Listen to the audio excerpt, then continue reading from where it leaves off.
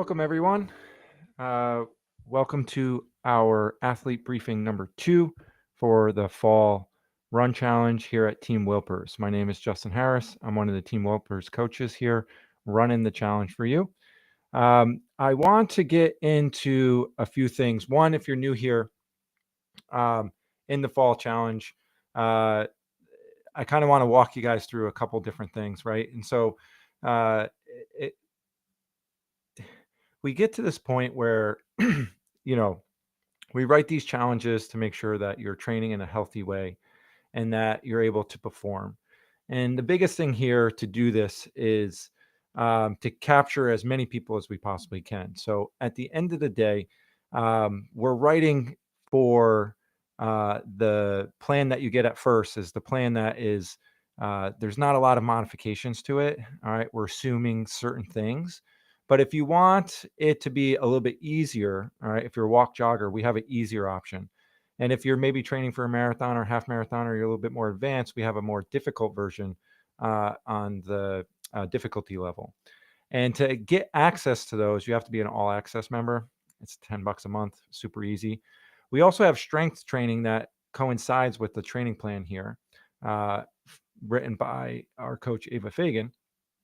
And you get access to that as well. So check out all access for the ability to change difficulty levels. Sometimes people, start at moderate and move their way up to difficult, or certain workouts they do difficult, other ones they do easy.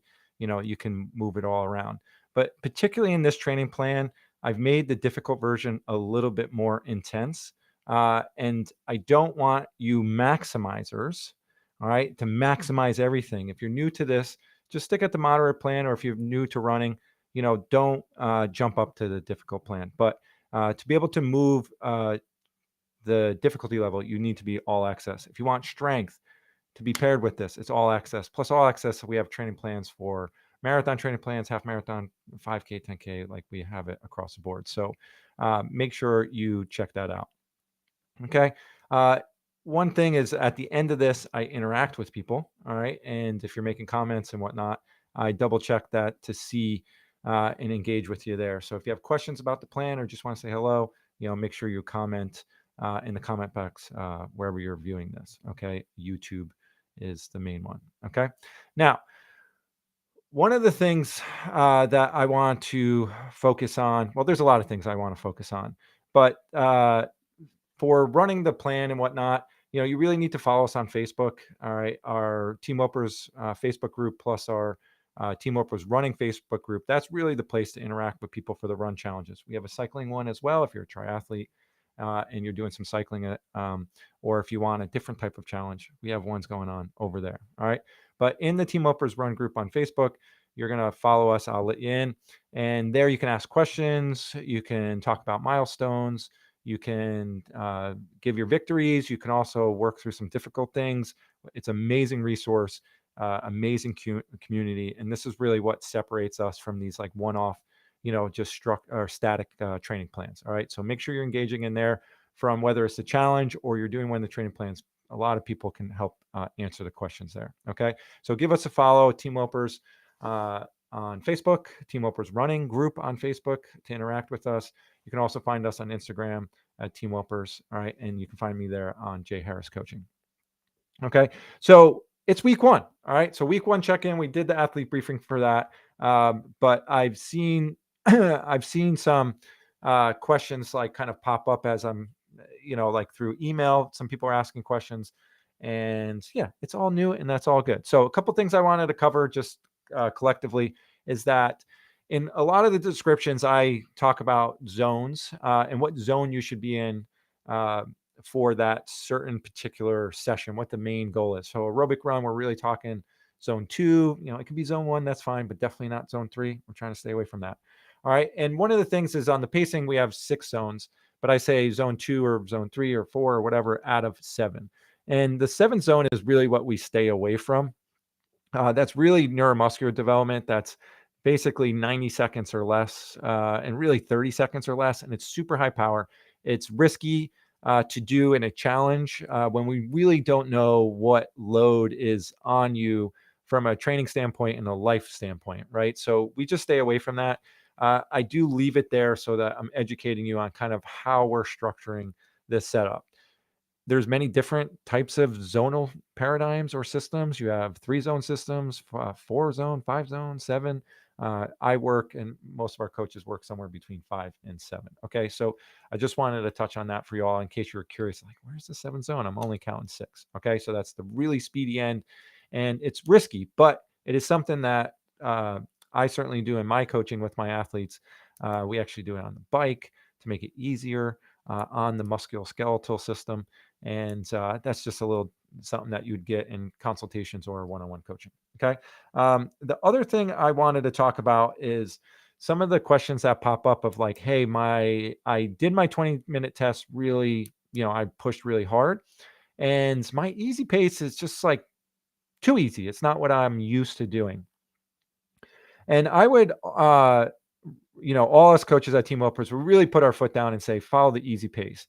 And our one-on-one coaches that are clients that we talk to every day and consultations, when we meet as coaches, monthly or in person, we're really constantly talking about how we're often pulling the reins on people in order to get, higher performance.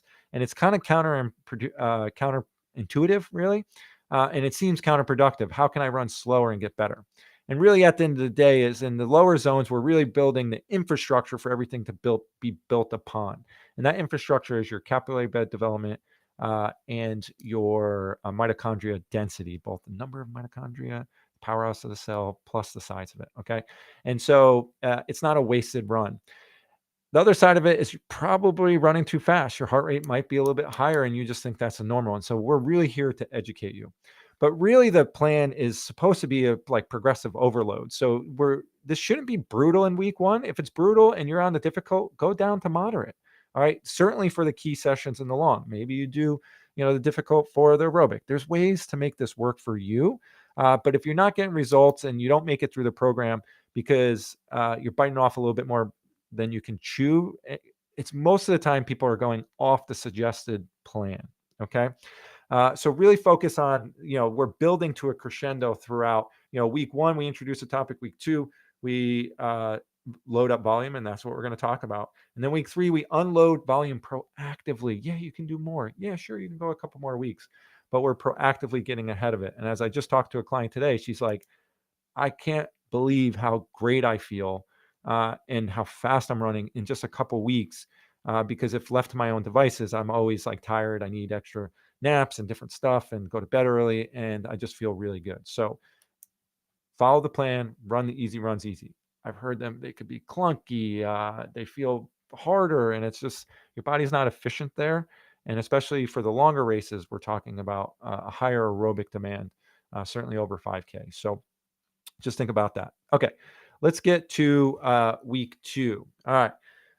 So week 1, we introduced the concepts, all right, which is, quarter repeats, threshold repeats, and we're at a certain volume. And now week 2, we up the volume.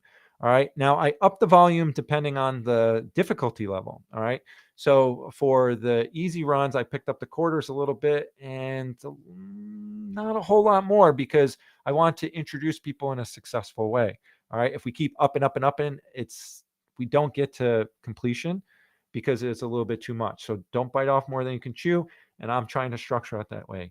Moderate plan, I'm changing a couple things. Difficult to plan, I'm changing a couple other things. All right. So I think on the difficult setting, the threshold repeats I didn't change, where the other ones I did, because I'm upping the long run and different stuff. So this is the kind of ebb and flow of what we're trying to do here, is what's appropriate for each kind of target audience, if you will. All right. So look for more volume. Now, if you add more volume on top of that, it's not what we're going for. Okay. If you miss a workout, all right, we'll talk about that. All right. But the big thing here is the thing that's different is the long run is a half marathon paced long run. All right. These are challenging. All right. Because it's a little bit slower than what your threshold pace is.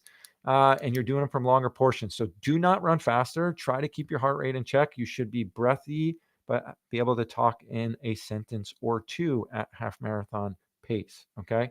So last week was a long run, flat long run. Now we're doing it here. the whole plan is really geared towards the half marathon and 10K, so a little bit longer, to build on each plan, each challenge, and to most of the people have had opportunities during the summer to get some training in, and they're in a better spot than in the winter generally. Okay, so look for more volume this week. Try not to add more there. All right.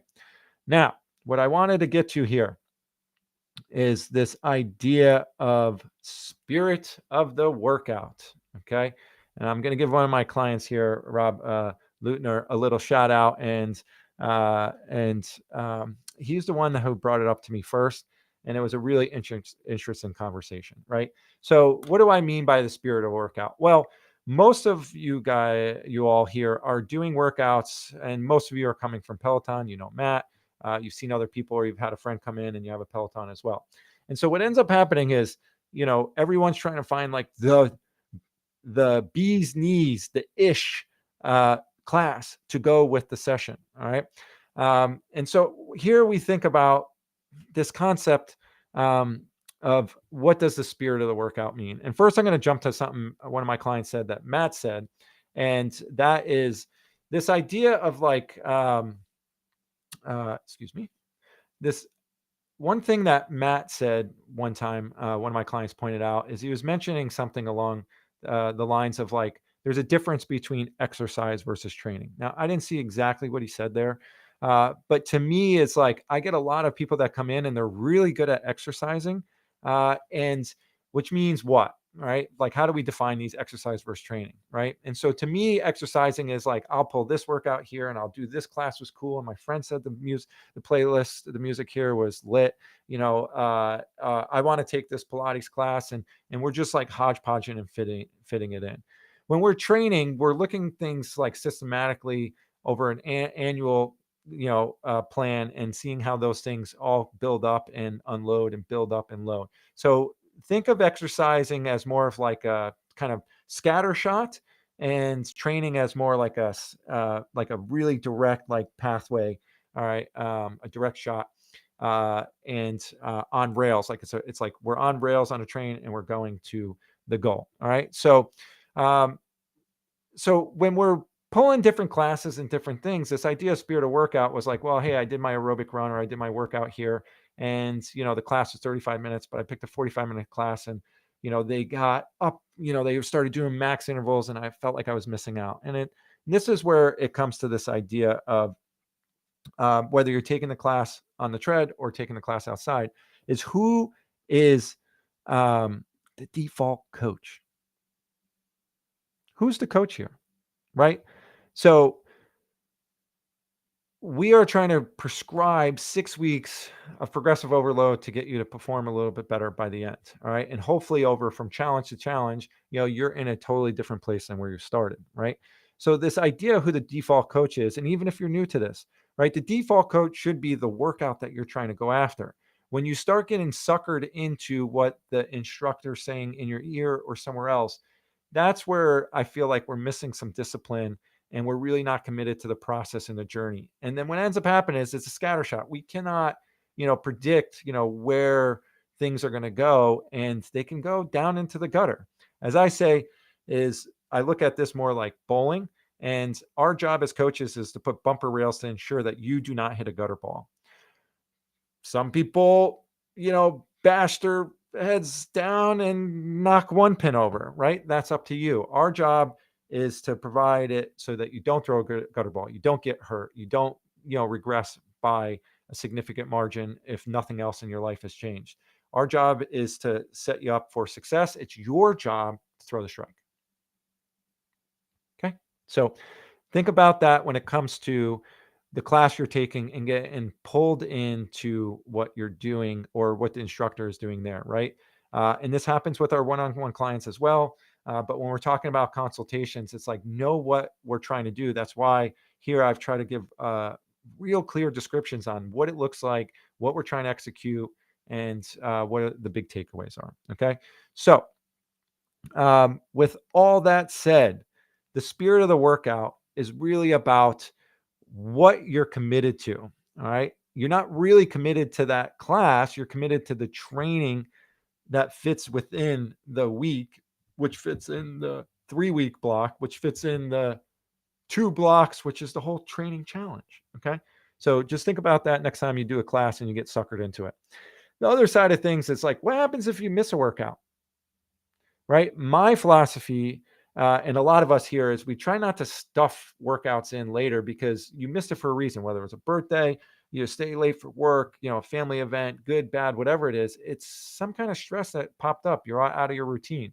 So stuffing it in now means like everything condenses. And when we think about volume, intensity, and frequency um, being weighted to create density, kind of like an algorithm, right? We're trying to get certain, weights, certain load on each day. And so if it passes, you're better off, missing it and just getting back in the plan. So I saw someone, jumped in and it seemed as if they combined the VO2 max workout and threshold workout. And they didn't do it they did the threshold first and then try to finish off with the VO2 max, but that's never going to work out. So I would really urge you to avoid combining workouts or stuffing workouts in, like doing double sessions. Well, I'll make it up and do one in the morning, one in the evening.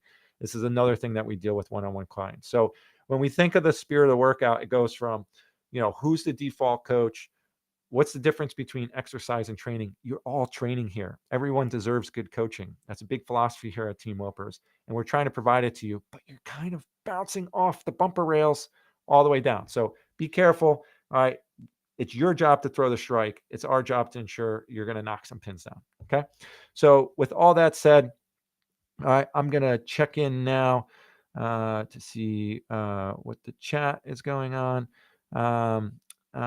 Anyway, so so one question I did see beforehand is this question on, if I raced pretty close to this, like what should my training paces be, right? Should I do the 20-minute test? And if you raced recently, and that's a better, those paces are better if you put them in a VO2 max calculator, better than what your 20-minute test is, maybe you use that. Okay. So anyway, that's it. So week 1, finish it out. Don't bite off more than you can chew. Week 2, we're trying to increase volume a little bit in some different ways, depending on the difficulty level you choose. If you're not sure about difficulty levels and you don't see them, that means you need to be an all access member and you need to sign up for that. You get strength training, change difficulty levels, access to other training plans, a really good bargain. Make sure you're following us on Facebook. Give us a follow down there and subscribe to the channel so you can see our cycling challenges and different things that we may be doing in the future. And I will see you all next week. Make sure you ask questions and engage on Facebook. I'll see you